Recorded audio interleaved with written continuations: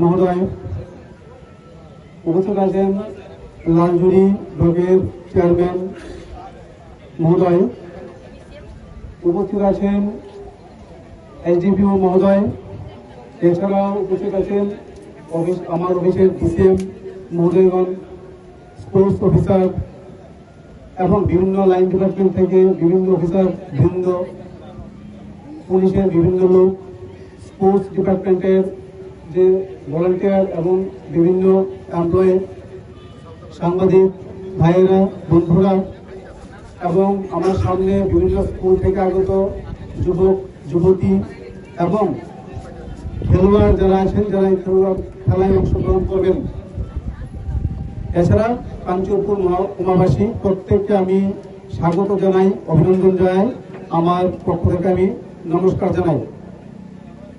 নেশামুক্ত football টুর্নামেন্টের এই আয়োজন করতে পেরে আমি অত্যন্ত খুশি, আনন্দিত এবং অনুষ্ঠান মঞ্চে যে অতিথিরা এসেছেন তাদেরকে এখানে পেয়ে তারা মূল্যবান সময় দিয়ে আমাদের এই অনুষ্ঠানে কাঞ্চনপুরবাসীর উদ্দেশ্যে কিছু বার্তা দিতে এসেছেন, তাতে আমি আপ্লুত এবং আনন্দিত। নেশা এমন একটি বিষয় যেখানে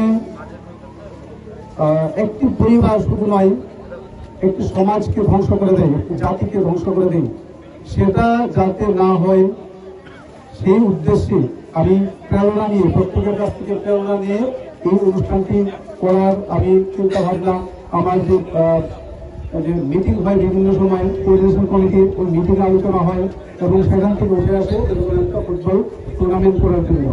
সেক্ষেত্রে আমাকে সহযোগিতা করেন স্পোর্টস এবং ইউথ ডিপার্টমেন্ট। আজকে এই খেলার 512 জন, পুরো টুর্নামেন্টে 512 জন খেলোয়াড় অংশগ্রহণ করবেন।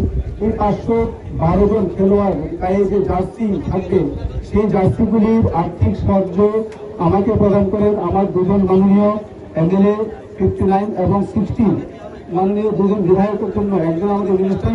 আমি সবার কাছ থেকে একটু হাততালি চাই, ওদের আর্থিক সাহায্যে আমি 512 জনের গায়ে জার্সি দিতে পেরেছি।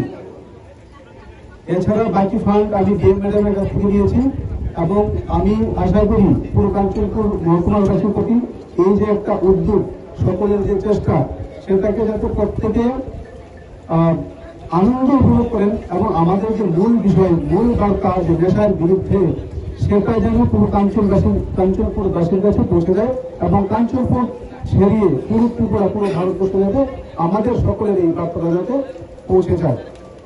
খেলাধুলা আনন্দ হবে এবং আনন্দের পাশাপাশি আমার এই একটি অনুরোধ থাকবে প্রত্যেকের প্রতি এই বার্তাটা পৌঁছে দেওয়ার জন্য।